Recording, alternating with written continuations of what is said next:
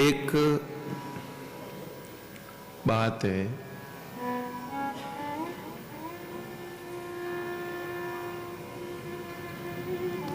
समझ के लेने जैसी है।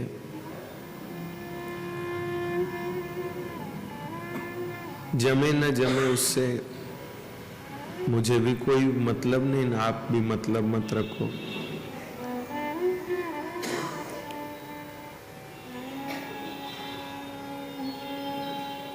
अपने इष्ट को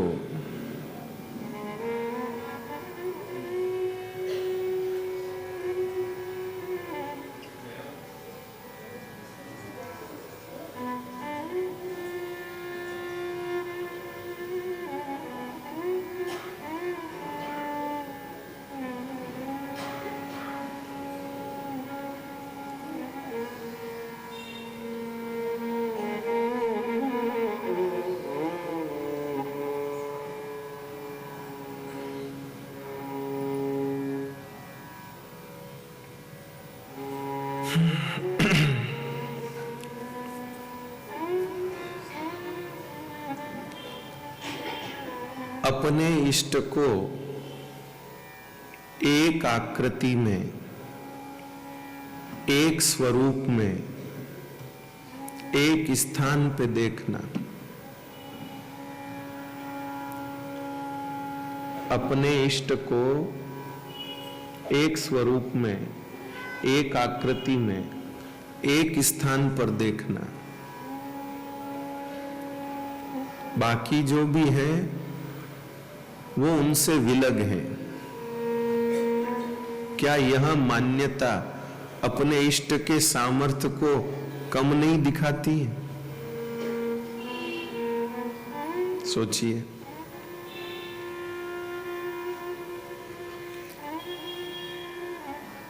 क्या अपने इष्ट के सामर्थ्य को सीमित नहीं करती है? बताइए। हमारे जो इष्ट हैं उनकी एक ही आकृति है, एक ही स्वरूप है, एक ही जगह है जहां वो रहते हैं। बस ये हमारी पक्की मान्यता है। इसके अलावा जो भी है वो उनसे अलग है, वो उनसे विलग है, उनसे इनका कोई संबंध नहीं। ऐसा अपने भीतर तय कर लेना उल्टा अपने इष्ट को कमजोर बताना है। और इस सृष्टि में जो कुछ भी है वो मेरे इष्ट की ही विभूति है। ये अपने इष्ट के सर्व सामर्थ्य का संकेत है। इस जगत में जो कुछ भी है वो मेरे ही इष्ट की विभूति है। अगर श्री रघुनाथ जी हैं तो वो मेरे ही इष्ट की विभूति है। जब कंस का दलन करना था, जब कंस का दलन करना था तो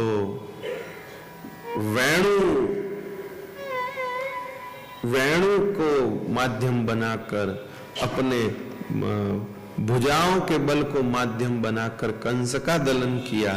और जब मेरे इष्ट देव को रावण का दलन करना था तो धनुष बाण हाथ में ले लिया। इस जगत के कष्ट को हरने के लिए समुद्र मंथन से निकले हुए विष को ग्रहण करने वाले भी मेरी ही इष्ट की विभूति है। और इस समुद्र में से निकले हुए अमृत को जिन असुरों ने चुरा लिया, लेकर भाग गए, वो अमृत वापस देवताओं को दिलाया। और जो मोहिनी रूप लिए वो भी मेरे ही इष्ट की विभूति है। इष्ट के जैसी प्रीति करने की बात नहीं है, वो तो नहीं हो सकती। एक स्त्री में अपने पति के स्वरूप पर जो आसक्ति है वो आसक्ति और किसी अन्य, अब पति का भाई भी पति के जैसा दिखता होगा, पति का भाई भी पति के जैसा दिखता होगा, लेकिन उस स्वरूप पर वो आसक्ति नहीं हो सकती। और अगर ऐसा हो तो वो मर्यादा का उल्लंघन है, वो सभ्य नहीं, योग्य नहीं।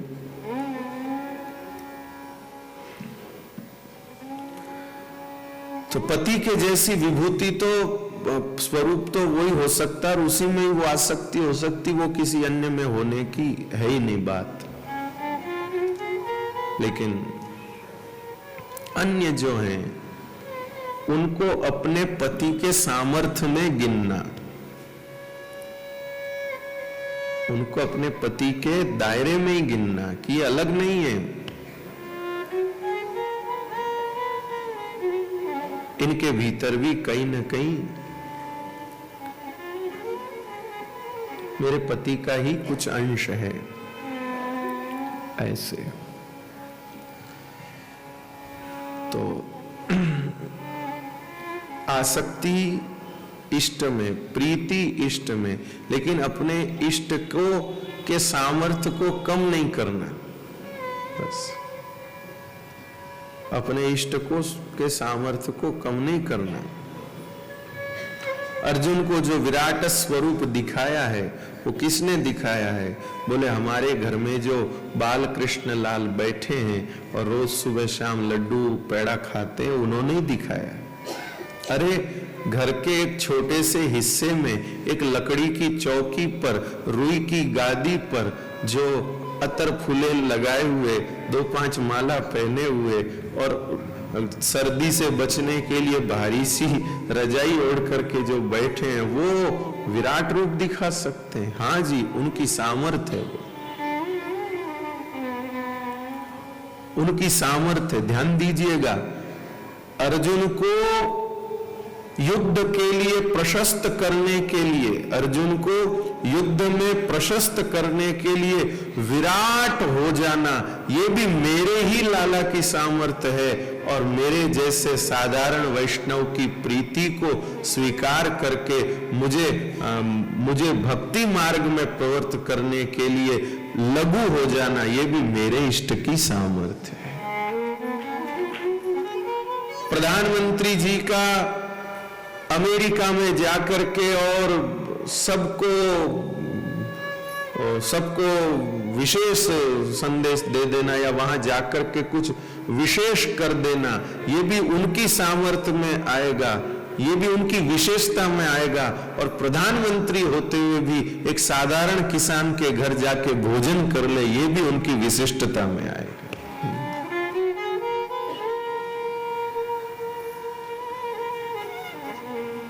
ये भी उनकी विशिष्टता में आएगा, ये भी उनकी विशिष्टता में आएगा। तो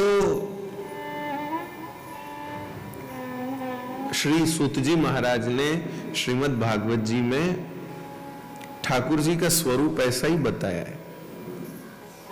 कर्म सृष्ट्यादि लक्षणम, भगवान को समय समय पर विविध प्रकार से इस सृष्टि के संचालन को सुचारू रूप से करने के लिए जहां कहीं भी सृष्टि का क्रम अटक जाता है, वहां उनको ही आना पड़ता है, वहां उनको ही आना पड़ता है।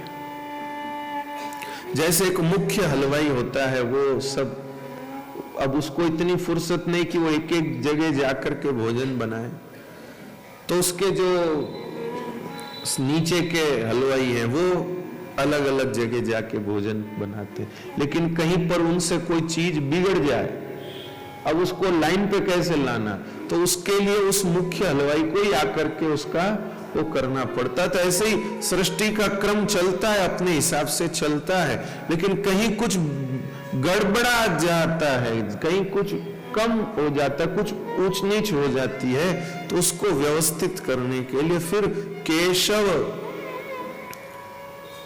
धृत दशविध रूपम, भगवान को विविध प्रकार के रूप बनाकर, तरह तरह के रूप बनाकर आकर के उसको ठीक करना पड़ता है, उसको ठीक करना पड़ता है भाई।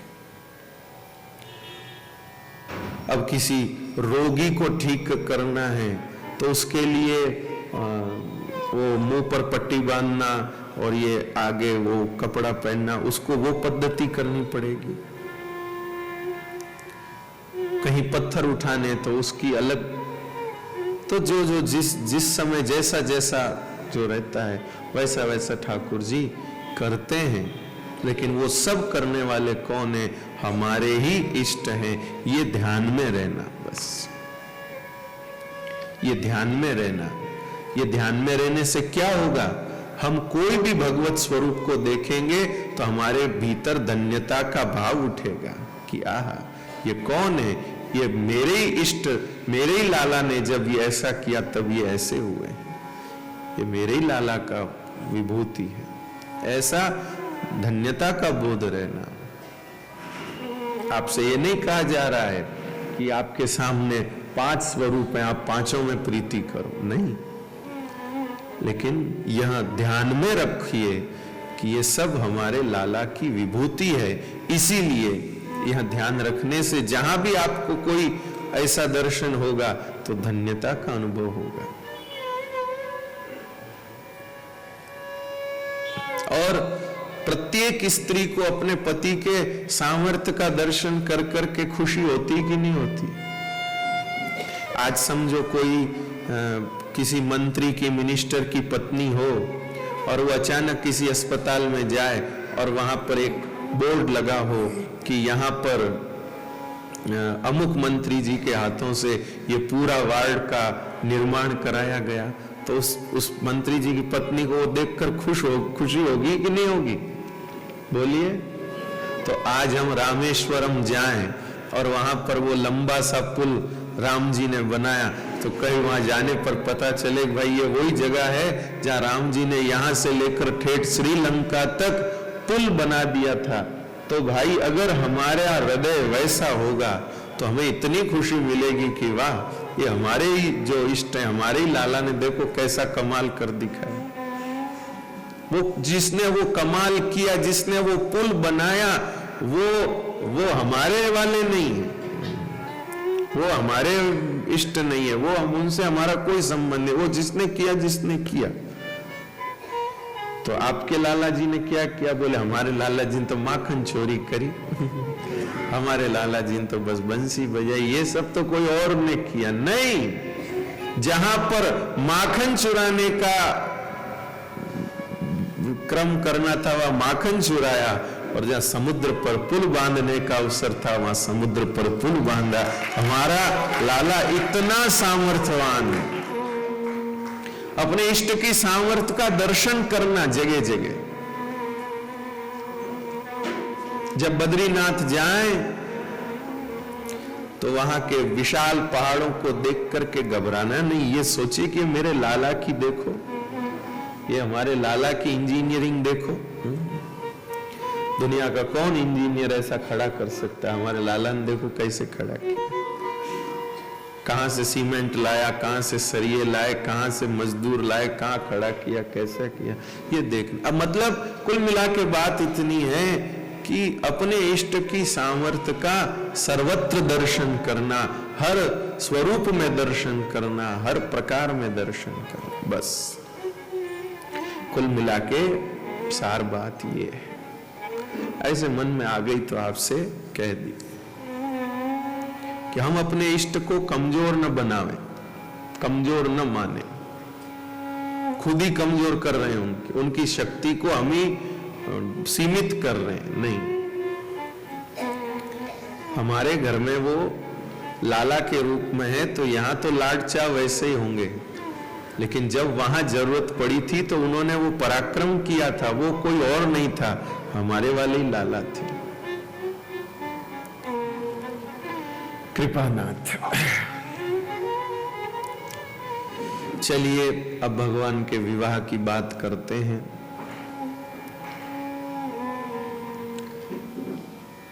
कल भगवान के रुक्मिणी जी के साथ विवाह हुआ, उसकी चर्चा आप सबने सुनी। प्रसंग तो इतने बड़े हैं भागवत जी के कि क्या बताएं। एक एक प्रसंग कितना कहा जाए, जितना कहा जाए उतना ही कुछ कम सा लगता है। हर प्रसंग में यह विचार आता है, इसमें और भी कुछ कहा जा सकता है, इसमें और भी कुछ कहा जा सकता है। लेकिन समय, काल, परिस्थितियां, सब चीजें जितना कहलवा पाती उतना ही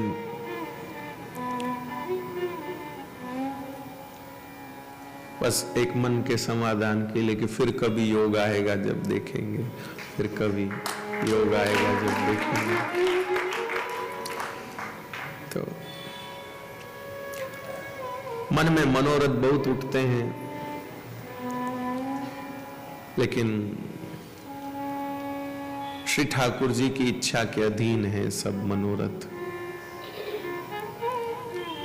हमारे मन में आ जाए कि हम पंडित जी को खीर खिलाएं, लेकिन पंडित जी को खीर की इच्छा ही ना हो तो फिर आपकी खीर क्या काम आएगी बताओ। तो हमारे मन में मनोरथ हो, ध्यान दीजिएगा, मनोरथ सिर्फ अपने मन की करने के लिए नहीं होता है, हमेशा ध्यान रखिएगा। सिर्फ अपने मन की करने के लिए मनोरथ नहीं होता है, ठाकुर जी के मन की करनी ये असली मनोरथ होता है।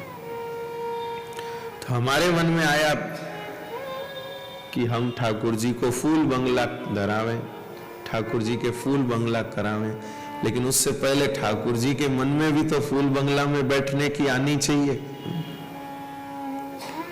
ठाकुर जी के मन में आवे ही नहीं फूल बंगला में बैठने की, ना आप ले जा करके खड़ा कर दो तो वहां आपका मनोरथ ठाकुर जी के लिए तो त्रास हो गया, ठाकुर जी के लिए तो वो श्रम हो गया, वो तो उनके लिए कष्ट हो गया भाई।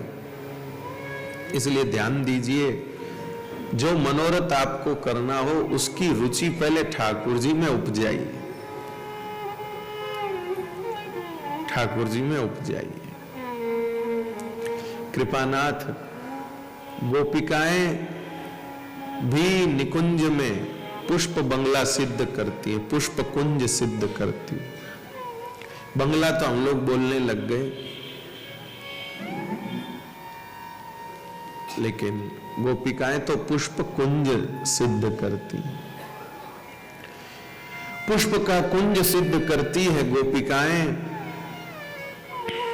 तो पुष्प कुंज सिद्ध करके वहां ठाकुर जी से यूं नहीं कहती कि चलिए पुष्प कुंज बनाए, विराजिए और हम सबको दर्शन दीजिए, सेवा का सुख दीजिए, नहीं। विविध प्रकार से राग सुनाती है, विविध प्रकार के पुष्पों को ठाकुर जी के सन्मुख बिखेरती है, और ऐसी ऐसी चेष्टाएं करके ठाकुर जी में रुचि उपजाती है। ठाकुर जी में रुचि उपजाती है कि जिससे ठाकुर जी में रुचि उपजाती है कि जिससे श्री ठाकुर जी के मन में आवे कि हाँ मुझे पुष्प बंगले में बैठना है। और जब ठाकुर जी में रुचि हो जाती है तब गोपी कहती कि क्या श्याम सुंदर आज पुष्प निकुंज में विराजेंगे, तो ठाकुर जी एकदम आह्लादित होके कहते हैं हाँ हाँ आज तो बड़ी मन में आ रही है, जाओ जाओ तुम सिद्ध करो, मैं बैठने को आता हूं। तो गोपियां कहती है सरकार तैयार है, आप विराजिए। ऐसा है। तो इसलिए भैया मनोरथ हम लोग करें उससे कुछ आनी जानी नहीं है, ठाकुर जी के भी मन में आवेगी तब फिर अपना किया हुआ भी अच्छा तब हो भी पाएगा।